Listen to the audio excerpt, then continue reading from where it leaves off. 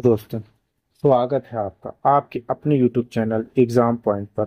मैं रोज की तरह आज फिर 21 सितंबर 2024 का करंट अफेयर लेकर आया हूं। आज 21 सितंबर के जितने भी इम्पोर्टेंट क्वेश्चन बनते हैं उन्हें हम डिस्कस करेंगे, उनके बारे में जानेंगे। उससे पहले मेरे चैनल को सब्सक्राइब कर दें, लाइक कर दें, अपने अपने व्हाट्सएप फेसबुक ग्रुप में शेयर जरूर करें। बेल आइकन को जरूर प्रेस कर लें, जिससे कि नई नई वीडियो का नोटिफिकेशन आपको समय समय पर मिलता रहे। लास्ट में इस वीडियो में हम आपसे एक सवाल पूछेंगे, जिसका जवाब आप लोग को कमेंट बॉक्स में देना है। आइए शुरू करते हैं। फर्स्ट नंबर का क्वेश्चन देख लेते हैं। IFFI 2024 में नया segment best debut Indian film section किसके लिए पेश किया जाएगा? सही आंसर है सी, भारतीय फिल्म के नए निर्देशकों के लिए। सही आंसर है सी। आइए की पॉइंट देख लेते हैं। सूचना और प्रसारण मंत्रालय ने नवोदित फिल्म निर्माताओं का जश्न मनाने के लिए भारत के 55वें अंतर्राष्ट्रीय फिल्म महोत्सव IFFI में एक नई श्रेणी शुरू की है, जिसमें 5 लाख के नगद पुरस्कार और एक प्रमाण पत्र के साथ एक भारतीय फीचर फिल्म के सर्वश्रेष्ठ डेब्यू निर्देशक के लिए पुरस्कार शामिल है। 55वां IFFI 20 से 28 नवंबर तक गोवा में आयोजित होने वाला है। आइए क्वेश्चन नंबर दूसरा देख लेते हैं। ऐश्वर्या राय बच्चन ने पोन्नियिन सेल्वन भाग 2 के लिए किस पुरस्कार को जीता है? सही आंसर है बी, सर्वश्रेष्ठ अभिनेत्री क्रिटिक्स का पुरस्कार। आइए की पॉइंट देख लेते हैं। ऐश्वर्या राय बच्चन ने पोन्नियिन सेल्वन भाग 2 में अपने प्रदर्शन के लिए सर्वश्रेष्ठ अभिनेत्री क्रिटिक्स का पुरस्कार जीता, जिसे निर्देशन कबीर खान ने दक्षिण भारतीय अंतर्राष्ट्रीय फिल्म पुरस्कार SIIMA 2024 समारोह में दुबई में प्रदान किया। यह अवार्ड साउथ फिल्म इंडस्ट्री का सबसे बड़ा और सबसे लोकप्रिय अवार्ड है।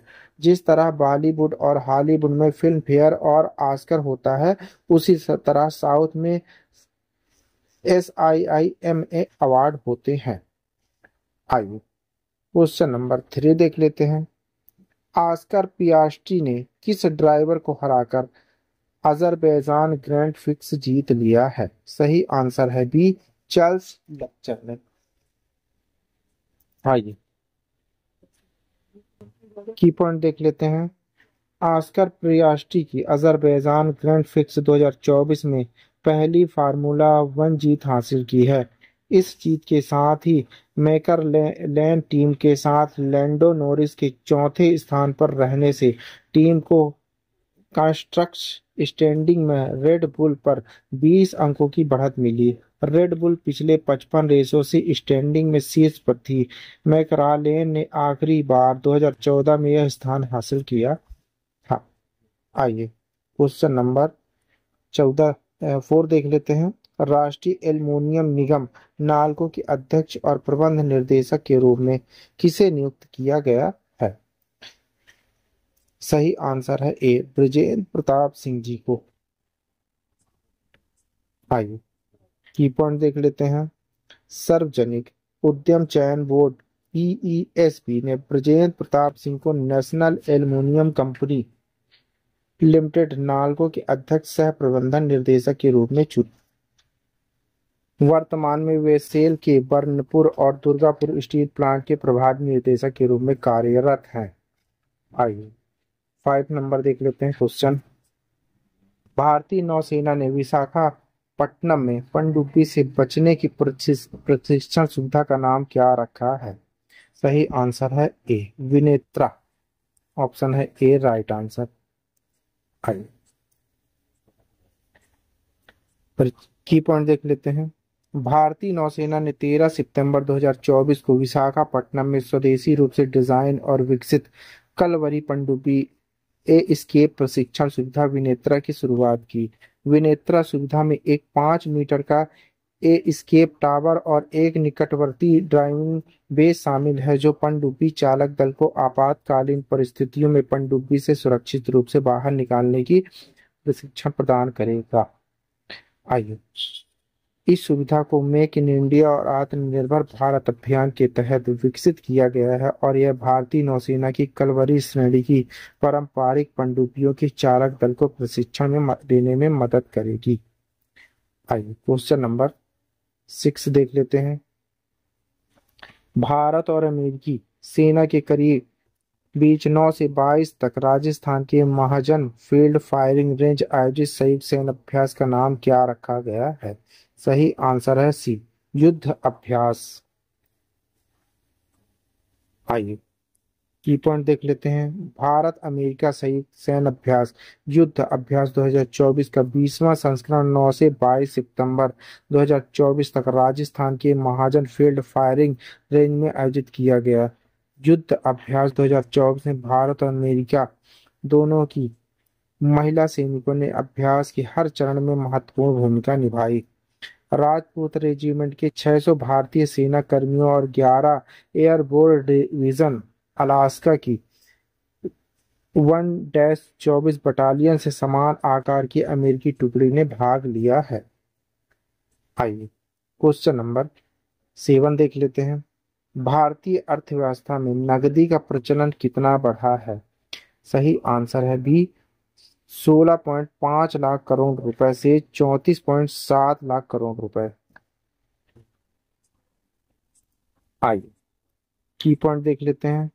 भारत डिजिटल वित्तीय लेन देन में अग्रणी है, लेकिन पिछले 8 वर्षों में नकदी का प्रचलन दोगुना से अधिक हो गया। आरबीआई के अनुसार 2016 में 1,000 रुपए और 500 रुपए के नोटों के विमुद्रीकरण के बाद प्रचलन में मुद्रा में काफी वृद्धि हुई। 6 सितंबर 2024 तक प्रचलन में नकदी 34.70 लाख करोड़ रुपए थी, जो नोटबंदी से पहले 16.5 लाख करोड़ रुपए थी। नोटबंदी का उद्देश्य काले धन को खत्म करना और डिजिटल भुगतान को प्रोत्साहित करना था। आइए क्वेश्चन नंबर 8 देख लेते हैं। केंद्र सरकार ने आपदा राहत के लिए कितने करोड़ रुपए आवंटित किए हैं? सही आंसर है बी, 12,584 करोड़ रुपए।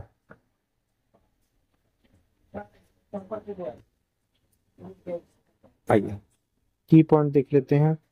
केंद्र सरकार ने इस साल प्राकृतिक आपदाओं से प्रभावित लोगों के राहत और पुनर्वास के लिए विभिन्न राज्यों को 12,554 करोड़ रुपए आवंटित किए। इसमें कई आपदा राहत और शमन निधियों से प्राप्त धनराशि शामिल है। शहरी बाढ़ प्रबंधन, अग्निशमन सेवाओं और हिमनद झील के फटने से होने वाली बाढ़ के जोखिम को कम करने के लिए राष्ट्रीय आपदा न्यूनीकरण कोष, राष्ट्रीय आपदा प्रतिक्रिया कोष, राज्य आपदा न्यूनीकरण कोष और राज्य आपदा प्रतिक्रिया कोष से 12,554 करोड़ रुपए वितरित किए गए हैं।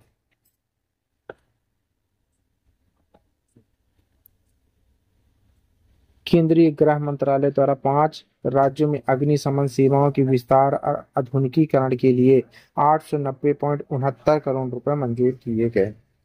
आइए क्वेश्चन नंबर 9 देख लेते हैं। ऐतिहासिक संपत्ति क्षति वसूली अधिनियम किस प्रदेश ने लागू किया है? सही आंसर है डी, उत्तराखंड ने। आइए की पॉइंट देख लेते हैं। उत्तराखंड के मुख्यमंत्री पुष्कर सिंह धामी ने उत्तराखंड सार्वजनिक, सरकारी और निजी संपत्ति क्षति वसूली अध्यादेश अधिनियम 2024 को मंजूरी देने के लिए राज्यपाल के प्रति अपनी गहरी कृतज्ञता व्यक्त की। यह अभूतपूर्व कानून राज्य में नागरिक अशांति और दंगों के वित्तीय प्रभावों को संबोधित करने की दिशा में एक महत्वपूर्ण कदम का प्रतिनिधित्व करता है।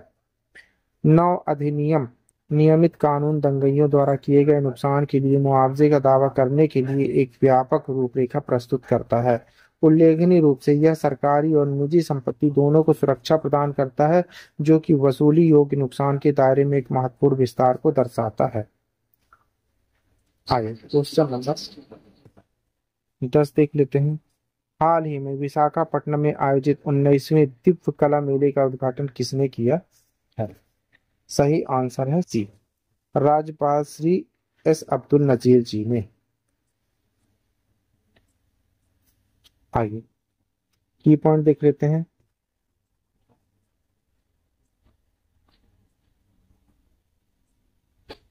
दिव्य कला मेले के 19वें संस्करण का उद्घाटन विशाखापट्टनम में आंध्र प्रदेश के माननीय राज्यपाल श्री एस अब्दुल नजीर द्वारा किया गया, जिसमें केंद्रीय सामाजिक न्याय एवं अधिकारिता मंत्री डॉक्टर वीरेंद्र कुमार और अन्य सांसद जैसे गणमान्य व्यक्ति भी शामिल थे। इस कार्यक्रम में एनडीएफडीसी योजनाओं के अंतर्गत 10 दिव्यांग लाभार्थियों को 40 लाख रुपए का रियायती ऋण प्रदान किया गया तथा एचपीसीएल, गेल इंडिया और आईओसीएल जैसे सीएसआर भागीदारों के सहयोग से सहायक उपकरण वितरित किए गए।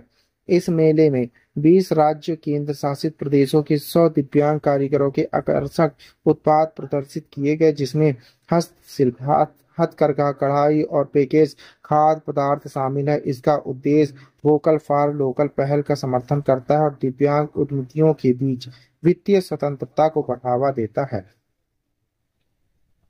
आइए क्वेश्चन नंबर 11 देख लेते हैं। हाल ही में आई एक रिपोर्ट के अनुसार किस वर्ष तक भारत की तीसरी सबसे बड़ी अर्थव्यवस्था बनने की संभावना है? सही आंसर है सी, 2030 से 2031 तक। आइए की पॉइंट देखते हैं। भारत वित्त वर्ष 2030-31 तक दुनिया की तीसरी सबसे बड़ी अर्थव्यवस्था बनने की राह पर है। दिग्गज अमेरिकी रेटिंग्स एजेंसी एसएडीपी ग्लोबल की एक रिपोर्ट में अनुमान लगाया गया है। रेटिंग एजेंसी ने कहा कि चालू वित्त वर्ष में भारतीय अर्थव्यवस्था के 6.7% की दर से बढ़ने का अनुमान है। एस&पी ग्लोबल ने गुरुवार को एक रिपोर्ट में कहा कि वित्त वर्ष 2023-24 में 8.2% की ग्रोथ रेट के साथ बिजनेस ट्रांजैक्शन और लॉजिस्टिक में सुधार, प्राइवेट सेक्टर के इन्वेस्टमेंट को बढ़ावा देने और सार्वजनिक पूंजी पर निर्भरता कम करने के लिए लगातार सुधारों की जरूरत है। आइए क्वेश्चन नंबर 12 देख लेते हैं। हाल ही में 8वें भारत जल सप्ताह 2024 का समापन कहाँ हुआ है? सही आंसर है बी, नई दिल्ली में। आइए की पॉइंट देख लेते हैं। जल शक्ति मंत्रालय के पेयजल एवं स्वच्छता विभाग डीडीडब्ल्यूएस ने 17 से 19 सितंबर 2024 तक से भारत जल सप्ताह के दौरान नई दिल्ली में अंतर्राष्ट्रीय वास जल स्वच्छता और स्वास्थ्य सम्मेलन का आयोजन किया। ग्रामीण जल आपूर्ति को बनाए रखना विषय पर आयोजित इस सम्मेलन में वैश्विक वास चुनौतियों, विशेष रूप से सतत विकास लक्ष्य एसडीजी 6 से निपटने के लिए ज्ञान के आदान प्रदान, नवाचारों, सर्वोत्तम प्रथाओं पर ध्यान केंद्रित किया गया है। इस कार्यक्रम में डीडीडब्ल्यूएस की सचिव श्रीमती वीनी महाजन और अन्य सहित प्रमुख अधिकारियों की महत्वपूर्ण भागीदारी देखी गई। इसमें जल गुणवत्ता, गेवाटार प्रबंधन, सामुदायिक सहभागिता, जलवायु परिवर्तन अनुकूलन पर 40 से अधिक सत्र, 143 पेपर प्रस्तुतियां और 5 पैनल चर्चाएं शामिल थी। आइए क्वेश्चन नंबर 13 देख लेते हैं। WHO ने कुष्ठ रोग को समाप्त करने वाला पहला देश किसे घोषित कर दिया है? सही आंसर है जॉर्डन को, ऑप्शन है सी। आइए की पॉइंट देख लेते हैं। WHO के महानिर्देशक टेड्रोस एडनॉम घेब्रेयेसस ने कुछ रोग के संचालन को रोकने में जॉर्डन देश के प्रयासों की प्रशंसा की। इस बीमारी और इससे जुड़े कलंक दोनों को खत्म करने पर जोर दिया। WHO के वैश्विक कुष्ठ रोग कार्यक्रम प्रमुख साइमा वाजेद ने जॉर्डन की उपलब्धि को एक वैश्विक मील का पत्थर बताया, यह देखते हुए कि कुष्ठ रोग के खिलाफ जंग कलंक और सामाजिक आर्थिक नुकसान को भी संबोधित करती है। आइए क्वेश्चन नंबर 14 देख लेते हैं। विक्टोरिया ऑस्ट्रेलिया के पीछे हटने के बाद कौन सा देश 2026 राष्ट्रमंडल खेलों की मेजबानी करने के लिए तैयार है? सही आंसर है बी, स्कॉटलैंड, ऑप्शन नंबर है बी। आइए की पॉइंट देख लेते हैं। ग्लासगो 2026 के लिए स्कॉटलैंड एंड ब्रिटेन सरकार से वित्तीय सहायता की आवश्यकता नहीं होगी, जिससे यह एक नवीन लागत प्रभावी मॉडल बन जाएगा। CGF के अध्यक्ष क्रिस जेनिकिस ने इस बात पर जोर दिया कि ग्लासगो 2024 एक सतत मॉडल होगा जिसका उद्देश्य लागत को कम करना तथा एथलीटों और मेजबान शहरों को प्रेरित करना होगा। आइए लास्ट क्वेश्चन देख लेते हैं, question number 15। Uttar Pradesh hockey के खिलाफ रोमांचक फाइनल के बाद किस टीम ने 14वीं हॉकी इंडिया जूनियर पुरुष राष्ट्रीय चैंपियनशिप जीती है? सही आंसर है डी, पंजाब हॉकी ने। ऑप्शन है डी। आइए की पॉइंट देख लेते हैं। पंजाब हॉकी के लिए सुखविंदर सिंह 5, जर्मन सिंह 33 और जोगनप्रीत सिंह 39 ने गोल किए और उत्तर प्रदेश के लिए अजीत यादव 31, सूरज पाल 48 और आकाश पाल 54 ने गोल किए। शूट आउट में पंजाब हॉकी के लिए जपनीत सिंह, सुखविंदर सिंह, जर्मन सिंह और लवनूर सिंह ने सफल गोल किए। हरियाणा हॉकी ने अमित खासा, नवराज सिंह, नितिन मनीष कुमार और शाहिल रूहल के गोल की मदद से कर्नाटक हॉकी को 5-0 से हराकर तीसरा स्थान हासिल किया है। आइए आपके लिए सवाल है, देख लेते हैं। इसी सवाल का जवाब आप लोग को कमेंट बॉक्स में देना है। आइए क्वेश्चन, किस राज्य ने समग्र अक्षय ऊर्जा और पवन ऊर्जा क्षमताओं में उत्कृष्टता हासिल करते हुए सर्वाधिक पुरस्कार जीते हैं? राजस्थान ने, तमिलनाडु ने, गुजरात ने या कर्नाटक ने? दोस्तों इसका जवाब आप लोग को कमेंट बॉक्स में देना है। आंसर आप लोग कमेंट बॉक्स में जरूर दीजिएगा। आइए आगे बढ़ते हैं। आप पढ़ रहे हैं 21 सितंबर 2024 का डेली करंट अफेयर। दोस्तों आप किसी भी एग्जाम की तैयारी कर रहे हैं तो ये वीडियो आपके लिए बहुत ही मोस्टफुल रहने वाला है। दोस्तों आप हमारी पीडीएफ डाउनलोड करने के लिए आप हमारे टेलीग्राम चैनल एग्जाम पॉइंट पर जाकर वहां से पीडीएफ डाउनलोड कर सकते हैं। Thank you for watching my video. इस वीडियो को ज़्यादा से ज़्यादा शेयर करें, लाइक करें, कमेंट करें। Thank you.